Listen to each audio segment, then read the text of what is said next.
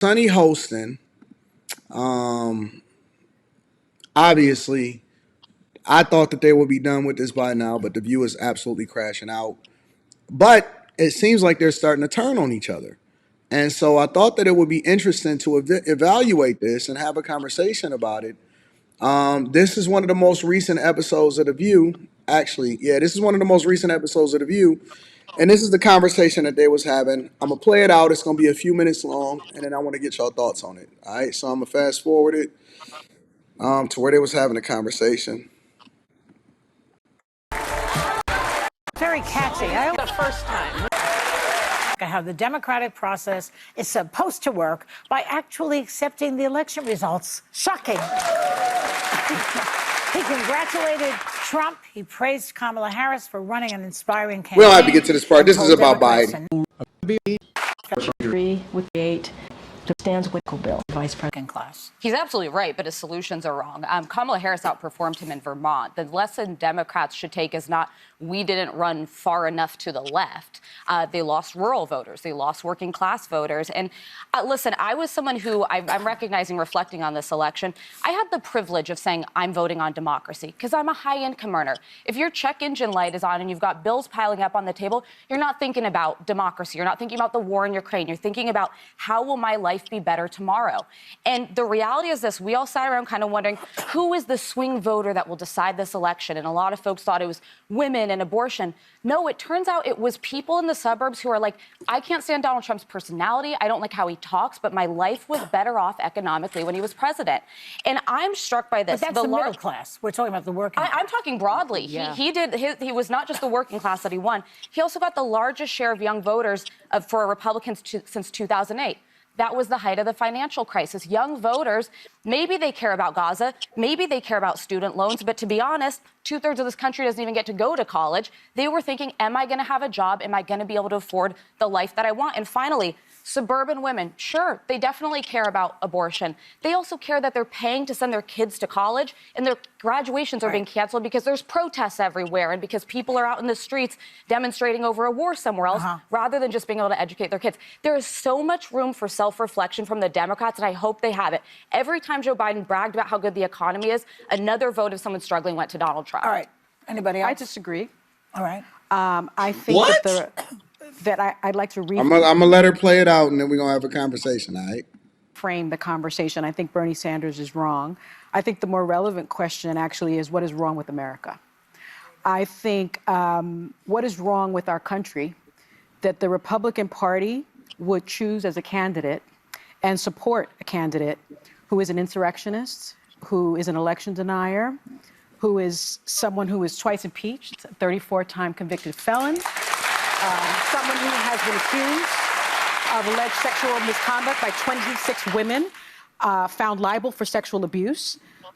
What is wrong with this country that they would choose a message of divisiveness, of xenophobia, of racism, of misogyny, over a message of inclusiveness, a message for the people, by the people, of the people. That is what the problem is. It's the Republican Party. But can I say something before we can do a second?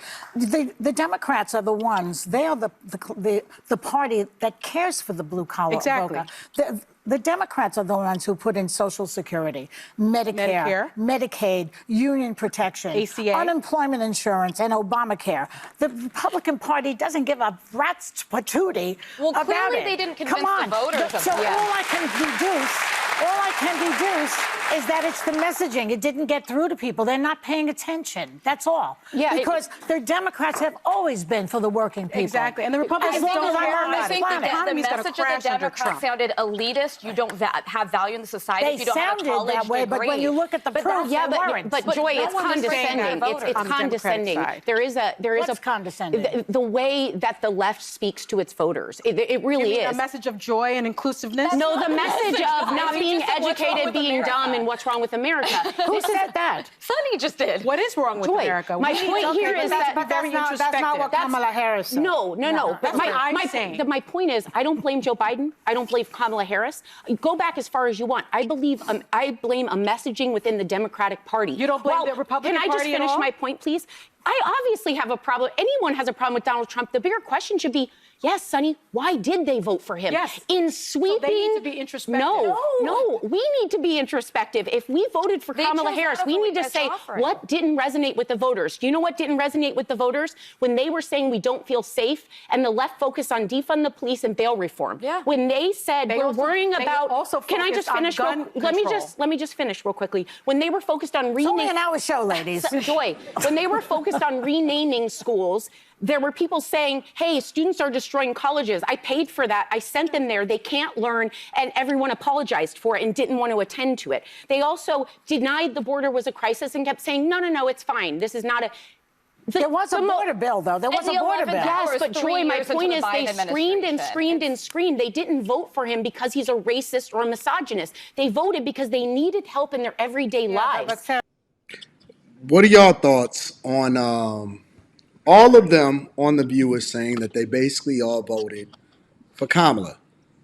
But they also, two of them, her and the one in the green, is saying that they're self-aware enough to realize that middle America, working Americans, people in the suburbs, young people, old people, they swept the nation and vote for Trump. Some of them liked Trump, some of them didn't like Trump, but they resonated with his message because real issues were affecting their lives. And Democrats are tone deaf to the thoughts of what Americans really want, and they keep pushing these agendas on them. And now they're blaming America and blaming people and saying, what's wrong with y'all? What's wrong with y'all? Why did y'all vote for Trump? Similar to what Sonny Hostin is saying versus what Republicans are saying. And they saying, this is how we going to fix this country. We need to get back to the things that we used to do that actually made us great. So as these women continue to argue and turn on each other every single day now that this election is out, I personally believe that this is a reflection of what you see happening on social media across the board, not just what you see happening on The View. What are y'all thoughts on this as far as everybody starting to turn on each other on the Democratic side based off of what you see happening from the election? And if Democrats are completely tone deaf, and do they even get it, or do they even have the ear of Americans, and do they resonate with what Americans are today? Hell no. No. You don't think that they resonate at all, Slimmy? No. That should be sounding good. Like, and it sound and honestly, it's just like the pretty girl that you see her, she's beautiful.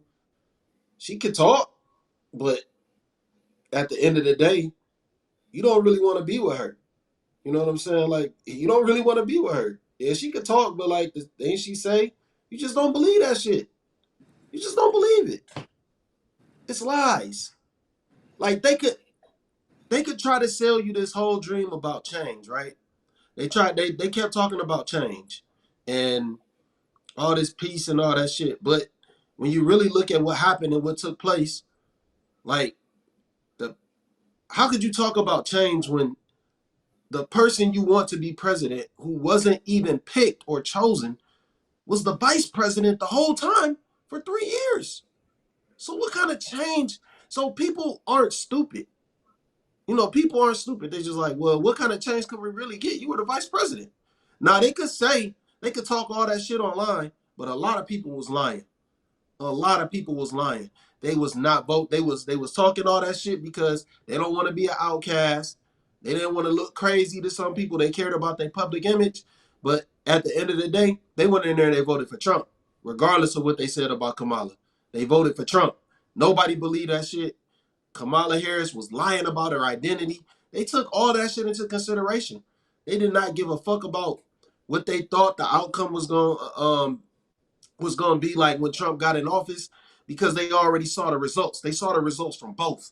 You know what I'm saying? They saw the results from what we got and how the economy was before. They not and people gonna talk about those checks and all that stuff. No, people saw that gas prices was lower.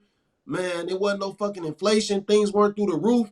Bread was still $2.50. It ain't $5. Like, you saw what happened when that woman was vice president. So what could she do as president?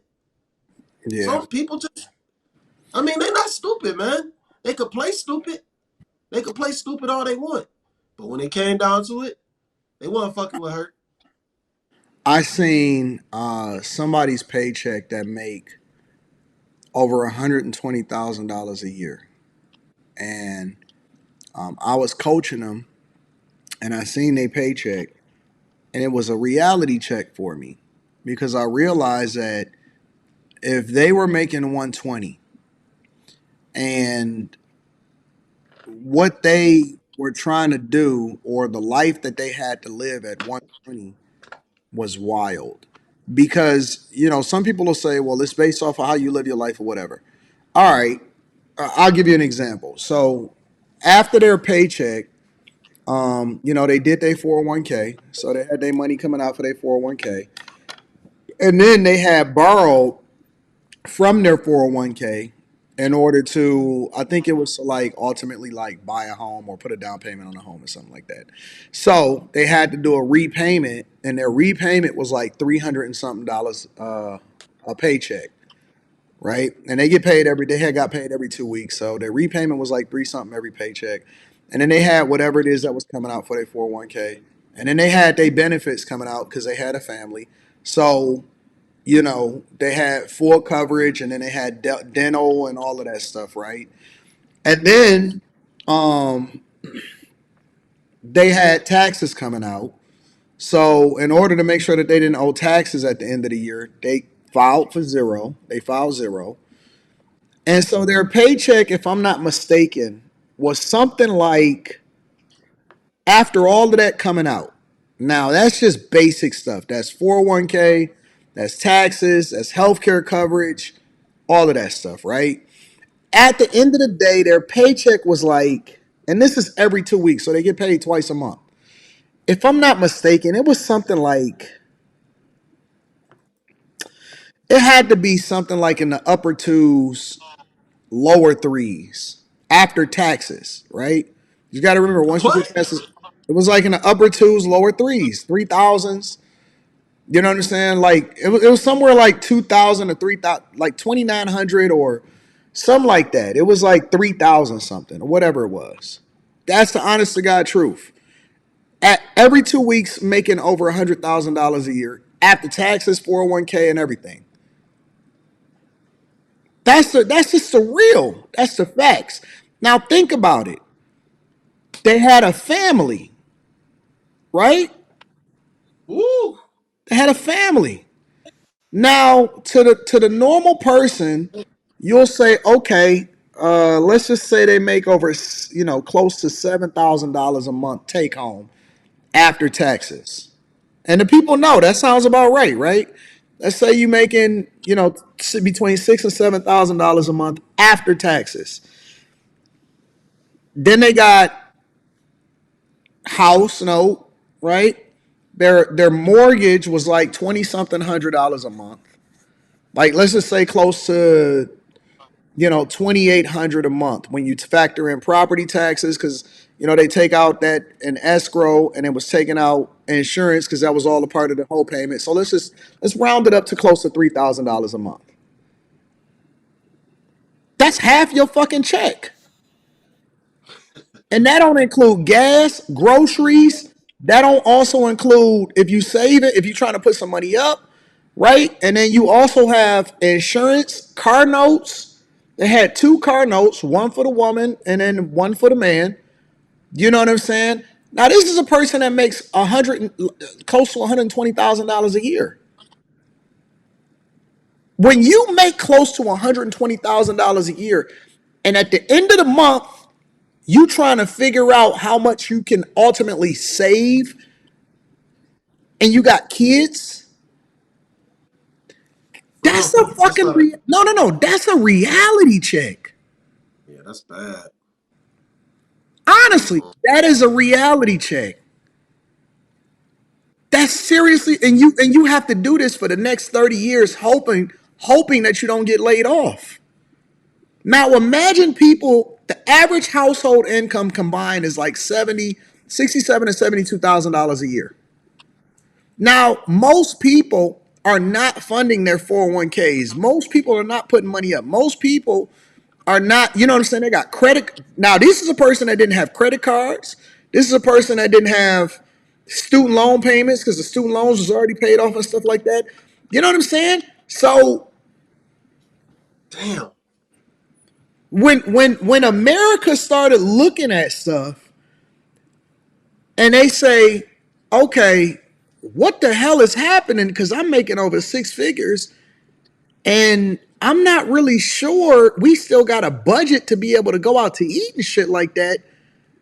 That's a reality check, because imagine what the Yeah. person who's making $60,000 and $70,000 a year that has a whole family is thinking. Ooh. You're not living, you existing. Because at one point, making $120,000 a year was not having to live frugal. It was being able to thrive. It was the breakout moment. You know what I'm saying? Now that's like, that ain't it. That ain't a So lot. that's what I'm saying. I don't think I just don't think that people really are paying attention to what's happening, you know, in real life.